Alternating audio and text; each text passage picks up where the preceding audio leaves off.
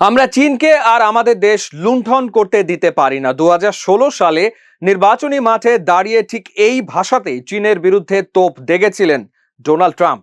এরপর এক দশক ধরে তার রাজনীতি 2024 সালের নির্বাচন এবং দ্বিতীয় মেয়াদে হোয়াইট হাউসে ফেরার পরও এই চীন বিদ্বেষী মনোভাব বজায় ছিল।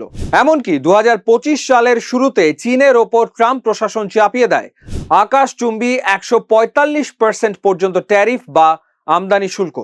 চীনও পাল্টা জবাব দেয়। বিশ্বজুড়ে শুরু হয়ে যায় এক মহাযুদ্ধ, ট্রেড ওয়ার বা বাণিজ্য যুদ্ধ। কিন্তু হঠাৎ করেই এই সপ্তাহে বেইজিংয়ে যা ঘটল তা দেখে পুরো বিশ্ব স্তব্ধ। ট্রাম্পের মুখে চীনের জন্য একই প্রশংসা। তবে কি ট্রাম্প সুর নরম করছেন, নাকি এর পেছনে লুকিয়ে আছে অন্য কোনো চাল? বেইজিংয়ের গ্রেট হল অফ দ্য পিপলে যখন ডোনাল্ড ট্রাম্প পা রাখলেন, তখন দৃশ্যটা ছিল দেখার মতো। শত শত শিশু পতাকা নাড়াচ্ছে, মিলিটারি ব্যান্ড বাজাচ্ছে আমেরিকার জাতীয় সঙ্গীত। আর ট্রাম্প জিনপিং এর পাশে দাঁড়িয়ে হাসি মুখে বললেন, আপনার সাথে থাকাটা আমার জন্য সম্মানের, আপনার বন্ধু হতে পারাটা গর্বের, এবং চীন আমেরিকার সম্পর্ক আগের যে কোনো সময়ের চেয়ে আরো দারুণ হতে যাচ্ছে। যে ট্রাম্প কিছুদিন আগেও চীনকে আমেরিকার 1 নম্বর শত্রু বলতেন, তার এই ইউটার্ন সবাইকে চমকে দিয়েছে।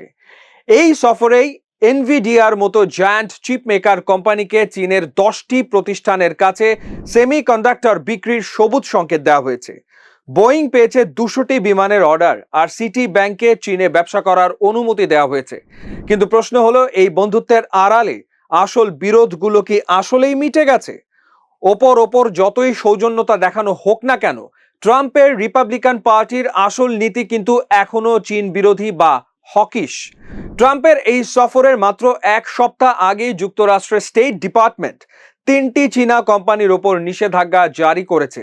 কারণ তারা নাকি মধ্যপ্রাচ্যে মার্কিন সেনাদের ওপর হামলা চালাতে ইরানকে স্যাটেলাইট ইমেজ দিয়ে সাহায্য করেছিল।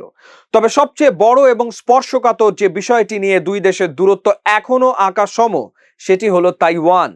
বেইজিং মনে করে তাইওয়ান তাদেরই একটি বিচ্ছিন্ন প্রদেশ। তাইওয়ানের কাছে আমেরিকার $14 বিলিয়ন একটি বিশাল অস্ত্র বিক্রির চুক্তি দীর্ঘদিন ধরে আটকে আছে। মার্কিন কংগ্রেসের ডেমোক্রেট এবং রিপাবলিকান উভয় দলই ট্রাম্পকে চাপ দিচ্ছে এই চুক্তি চূড়ান্ত করতে। কিন্তু ট্রাম্প এয়ারফোর্স ওয়ানে সাংবাদিকদের সাফ জানিয়ে দিয়েছেন, তাইওয়ান নিয়ে শি জিনপিং খুবই কঠোর অবস্থান নিয়েছেন। আমি এখনই কোনো প্রতিশ্রুতি দেইনি। এই বৈঠকের পর চীনের পক্ষ থেকে যে আনুষ্ঠানিক বিবৃতি দেওয়া হয়, তার মূল কেন্দ্রবিন্দুতে ছিল তাইওয়ান। চীন স্পষ্ট ভাষায় হুঁশিয়ারি দিয়েছে যে তাইওয়ান ইস্যুর সমাধান না হলে দুই দেশের মধ্যে সংঘাত ও যুদ্ধ বেঁধে যেতে পারে, যা পুরো সম্পর্ককে ঝুঁকিতে ফেলবে। হোয়াইট হাউসের বিবৃতিতে অবশ্য এই হুমকির কোনো উল্লেখই ছিল না। চীনের এই আচরণকে ট্রাম্পের সাবেক স্ট্র্যাটেজিস্ট স্টিভ ব্যানন সরাসরি হুমকি হিসেবে আখ্যা দিয়েছেন। তিনি বলেন, আমি স্তব্ধ।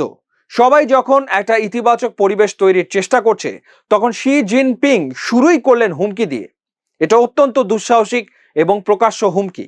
কিন্তু আশ্চর্যের বিষয় হলো, ওয়াশিংটনের কট্টর চীন বিরোধীরা এবার ট্রাম্পের এই নরম সুর বা তাইওয়ান নিয়ে নীরবতা নিয়ে তেমন কোনো সমালোচনা করেননি। কারণ ট্রাম্পের দলে এখন ট্রাম্পের কথাই শেষ কথা।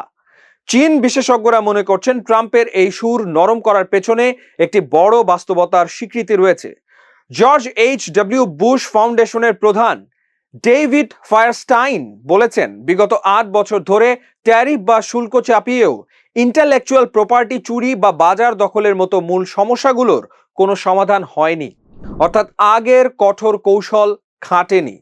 তবে ট্রাম্প এখন এক বড় দোটানায়। আগামী সেপ্টেম্বর মাসে শি জিনপিং এর হোয়াইট হাউস সফরের কথা রয়েছে।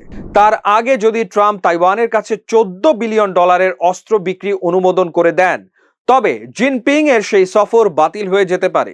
আর যদি অনুমোদন না করেন, তবে দেশের ভেতরে নিজের দলের কাছে ট্রাম্পকে জবাবদিহি করতে হবে।